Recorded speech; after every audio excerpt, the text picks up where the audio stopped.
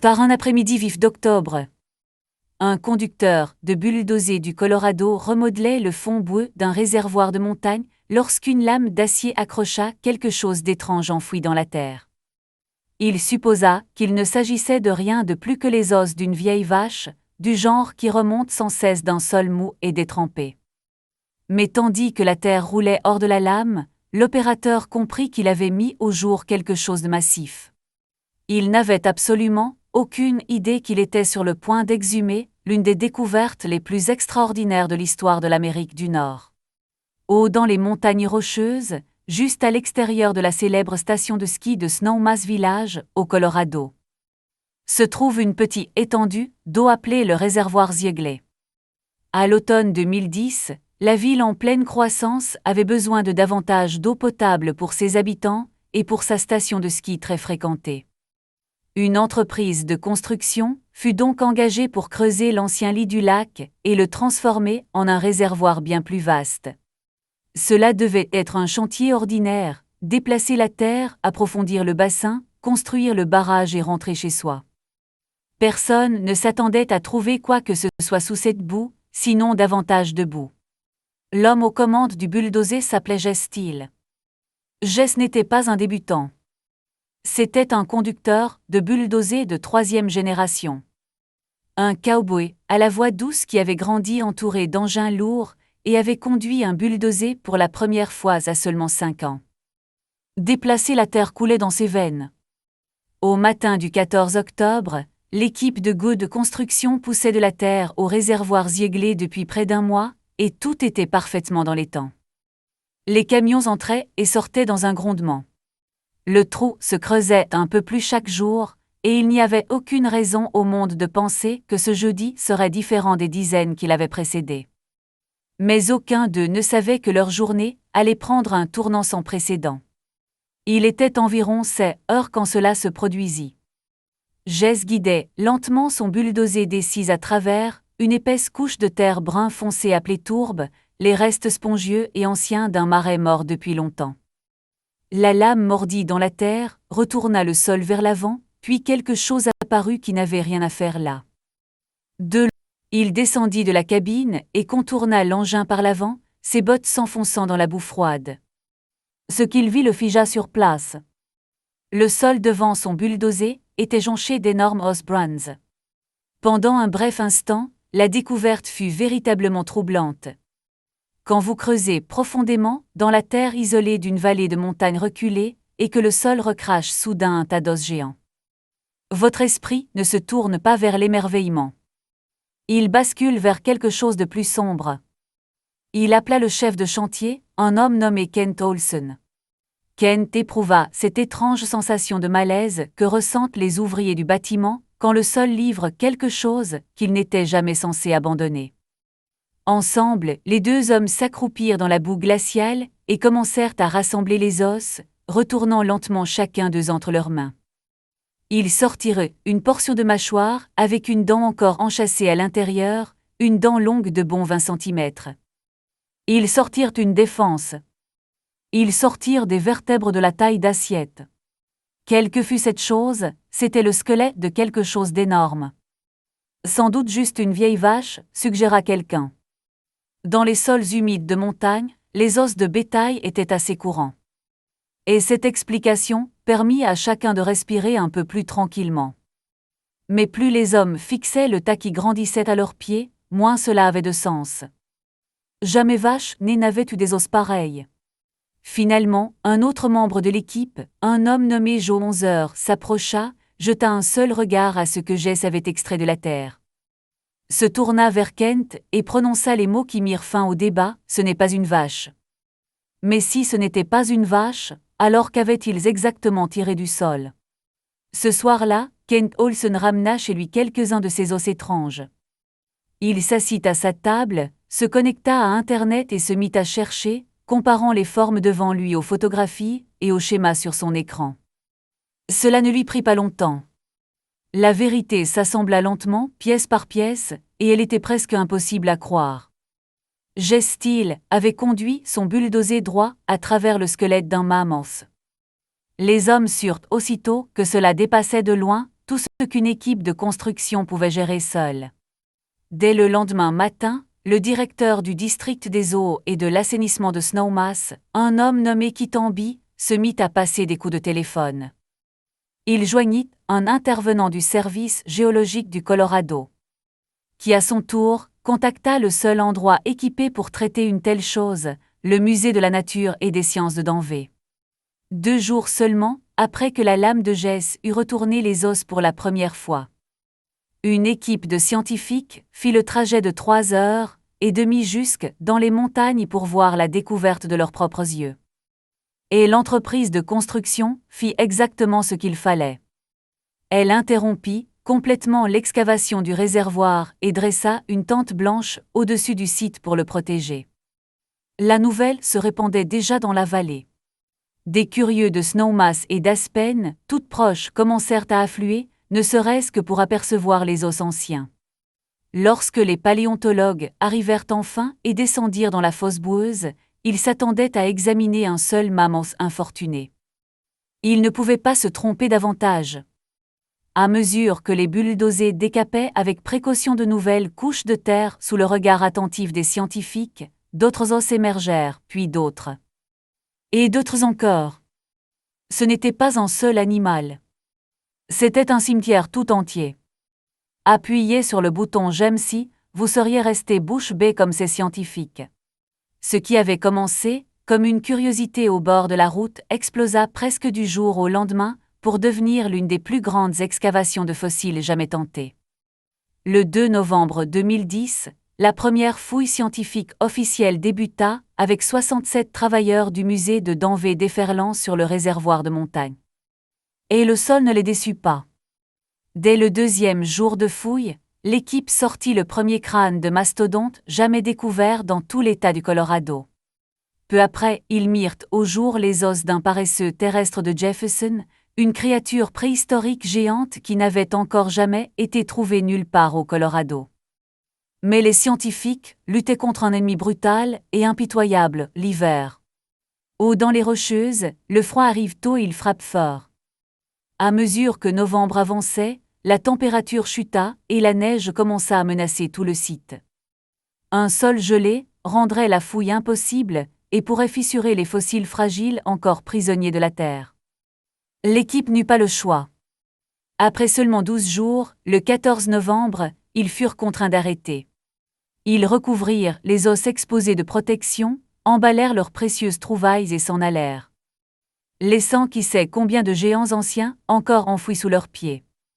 La montagne scella, la découverte sous la neige et la glace. Et pendant 5 longs mois angoissants, le cimetière d'os attendit simplement. Quand la neige finit par fondre, le compte à rebours reprit. Et cette fois, il fut impitoyable. L'excavation rouvrit le 15 mai 2011. Mais il y avait un hic et il était de taille. La ville avait toujours besoin de son réservoir. Le projet de construction ne pouvait pas être retardé indéfiniment. Ainsi, les scientifiques se virent imposer une échéance stricte et inamovible. Ils avaient à peine 7 semaines pour extraire du sol tous les fossiles possibles avant que le barrage ne soit achevé et que toute la vallée ne soit inondée d'eau pour toujours. 7 semaines pour fouiller l'un des sites de l'âge glaciaire les plus riches de la planète. Ce qui suivit ne fut rien de moins qu'une frénésie. Le musée de Denver appela une armée à la rescousse. Plus de 250 bénévoles rejoignirent les scientifiques, travaillant 8 heures par jour, 6 jours par semaine, dans un sprint désespéré contre la montée des eaux. Au début, ils utilisèrent une méthode astucieuse qu'ils surnommèrent le blood running. Un scientifique marchait juste à côté du bulldozer en mouvement, les yeux rivés sur la lame, prêt à hurler pour qu'on l'arrête à l'instant même où un os apparaîtrait. Dès qu'il y en avait un, une équipe se ruait sur l'endroit, creusant comme des forcenés pour dégager le fossile et consigner exactement où il gisait. Mais bientôt, même cela ne fut plus assez rapide. Il y avait tout simplement trop d'os. Les machines durent être entièrement mises de côté, et le travail se fit à la main. Des milliers et des milliers de mètres cubes de boue et de roches déplacées à la pelle et à main nue. Le fracas des pelles de métal résonnait à travers la forêt de montagnes du lever au coucher du soleil, ponctué encore et encore par le cri constant et pressant du chef de projet. Kirk Johnson creusait plus vite. Et cela fonctionna. Au plus fort de l'excavation, l'équipe sortait de terre un grand os en moyenne toutes les 5 minutes. Mais une telle vitesse s'accompagnait d'un risque terrifiant. Chaque fossile était incroyablement fragile, certains ayant attendu des dizaines de milliers d'années précisément ce moment. Et pendant la fouille, le pire cauchemar de l'équipe faillit se réaliser. L'équipe avait soigneusement enveloppé une énorme défense, longue de 2-5 mètres, dans une gangue de plâtre protectrice. La manière habituelle de déplacer, en toute sécurité, un objet aussi précieux. Mais alors qu'il retournait la lourde coque de plâtre pour la soulever, un son retentit à travers le site qui glaça tous les serrures, un craquement sonore. La défense de 2-5 mètres s'était brisée, non pas en 2 morceaux, mais en 3. Pendant un instant écœurant, on eut l'impression d'un désastre total. Des dizaines de milliers d'années d'histoire rompues en un instant. Toute l'équipe se figea, retenant son souffle. Mais ils se ressaisirent, récupérèrent soigneusement chaque fragment et poursuivirent. Ce fut un rappel brutal de la fragilité réelle de cette course et de tout ce qui pouvait être perdu à jamais en une seule seconde d'inattention. À mesure que les semaines s'égrenaient, les découvertes ne firent que devenir plus stupéfiantes. Le tout premier fossile jamais récupéré sur le site, un jeune mammouth de colon, reçut le surnom approprié de Snowy. Le plus grand mastodonte de tout le projet fut mis au jour dans les derniers jours. Caché de façon presque comique dans une parcelle de terre qui s'était trouvée directement sous les toilettes portables de l'équipe tout ce temps-là. Celui-là fut surnommé Portaloo et son seul bassin mesurait la bagatelle de 1,8 mètres de large. Il y eut aussi des moments de pure confusion. À un moment, le bulldozer remonta un objet d'1 mètre que tout le monde était certain d'être une autre défense. Jusqu'à ce qu'un examen plus attentif révèle qu'il s'agissait en réalité de la gigantesque cheville osseuse de corne d'un bison ancien, longue de plus de 1,8 mètres. Certains spécimens étaient si massifs qu'un seul mammouth dut être découpé de la terre à l'intérieur d'un bloc de plâtre de 5 tonnes et emporté par une grue. Lorsque les 7 semaines furent enfin écoulées, les chiffres étaient presque impossibles à concevoir. L'équipe avait récupéré plus de 36 000 fossiles, appartenant à au moins 52 espèces différentes d'animaux de l'âge glaciaire. Il y avait 4 mammouths de colon. Il y avait des chameaux, des chevaux et des cerfs de l'âge glaciaire. Il y avait des bisons géants et des paresseux terrestres géants. Et le plus stupéfiant de tout, il y avait les mastodontes. Au moins 35 d'entre eux, de tous âges, des minuscules petits aux imposants adultes à pleine maturité. Ce seul fait faisait du réservoir Ziegler le plus grand site de mastodontes du monde entier. C'était un détail qui stupéfia même les experts. Les mammouths et les mastodontes avaient tous deux des défenses et une trompe, mais c'étaient des animaux entièrement différents et sans lien de parenté. Et avant cette fouille, les deux n'avaient jamais une seule fois été trouvés ensemble au même endroit, nulle part sur Terre. Ce réservoir de montagne, tranquille, les avait dissimulés tous les deux, côte à côte. Et puis il y avait l'âge. Au début, les scientifiques supposèrent que les os pouvaient avoir environ 13 000 ans. Ils se trompaient dans des proportions stupéfiantes. L'ancien lac du réservoir Ziegler avait recueilli ces morts sur une durée presque inimaginable. Les sédiments s'échelonnaient d'environ 55 000 à 140 000 ans. Ce seul site capturait une fenêtre continue sur la vie et le climat s'étendant sur près de 85 000 ans. Mais à mesure que les os s'entassaient de plus en plus haut dans les laboratoires du musée, une question glaçante refusait tout simplement de disparaître: comment étaient-ils tous morts? C'est ici que l'histoire vire au véritable mystère médico-légal. Les os n'étaient pas rongés et dispersés comme les laisserait une mort ordinaire dans la nature. Ou d'entre eux étaient, d'entre eux un était dans un état impeccable, presque parfait. Et pourtant, les squelettes avaient d'une manière ou d'une autre été démembrés, les pièces séparées les unes des autres à travers le lit du lac. Des dizaines et des dizaines d'animaux de toutes espèces et de tous âges avaient tous trouvé leur fin en ce seul lac de montagne tranquille. Les scientifiques s'efforcent encore aujourd'hui de reconstituer ce puzzle. Une théorie de premier plan veut que la vallée ait été secouée par de puissants séismes qui auraient transformé le sol meuble, égorgé d'eau en une sorte de sable mouvant mortel, engloutissant les animaux là où ils se tenaient, suivis de glissements de terrain qui les auraient ensevelis. Pour un expert qui étudia le site, les couches d'os ne ressemblaient pas du tout à l'accumulation lente et paisible d'un lac ordinaire. Cela ressemblait, dit-il, davantage à un instantané d'une population vivante tout entière. Comme si quelqu'un avait simplement appuyé sur un interrupteur qui les aurait tous éteints au même moment. Appuyez sur le bouton j'aime si vous pensez qu'ils auraient dû se battre pour sauver le site. Et regardez jusqu'à la fin pour découvrir ce qu'ils ont choisi. Dans les derniers jours de la fouille, les scientifiques faisaient face à une décision déchirante qui leur était propre. Ils avaient à peine effleuré la surface. L'équipe n'avait réussi à fouiller qu'une infime fraction du lit du lac. Des dizaines de milliers de fossiles s'y trouvaient encore, toujours prisonniers de la terre, et l'eau arrivait. Un soir, après une journée épuisante dans la fosse, le chef du projet réunit son équipe pour le dîner et posa la question qui les hantait tous en silence: devait-il se battre?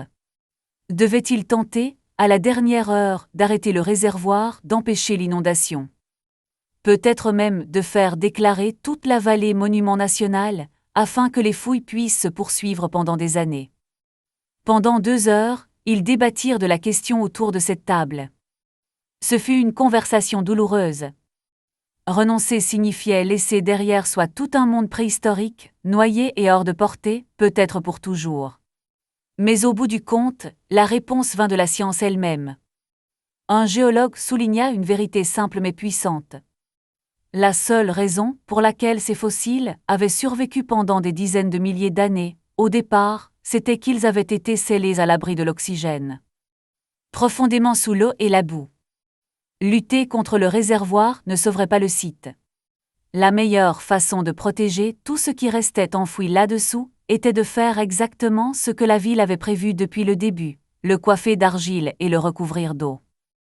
Ainsi, le 4 juillet 2011, après un total d'environ 69 jours de fouilles répartis sur 2 saisons, la grande course prit enfin fin. Les équipes épuisées sortirent de la fosse pour la dernière fois. Le barrage fut achevé et lentement, l'eau se mit à monter, engloutissant l'ancien lit du lac et scellant de nouveau les géants restants dans l'obscurité silencieuse où ils avaient reposé pendant 100 000 ans. Ce qui avait commencé, comme un après-midi ordinaire, à pousser de la terre un travail si routinier que les premiers os étranges avaient été balayés d'un revers de main, comme n'étant qu'une vieille vache, était devenue l'une des découvertes de l'âge glaciaire les plus importantes jamais réalisées sur la planète Terre.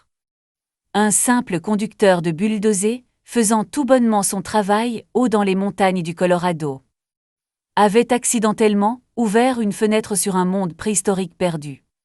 Et ensuite, pour le sauver, ils n'eurent d'autre choix que de refermer cette fenêtre. Si vous vous étiez tenu au bord de ce réservoir à regarder l'eau monter lentement sur un monde enfoui de mammouths et de mastodontes, qu'auriez-vous fait? L'auriez-vous laissé s'inonder, ou vous seriez-vous battu jusqu'au bout pour le sauver? Dites-nous ce que vous en pensez dans la section commentaires ci-dessous. N'oubliez pas de vous abonner à la chaîne pour d'autres découvertes fascinantes tirées de la vie réelle, et on se retrouve dans la prochaine.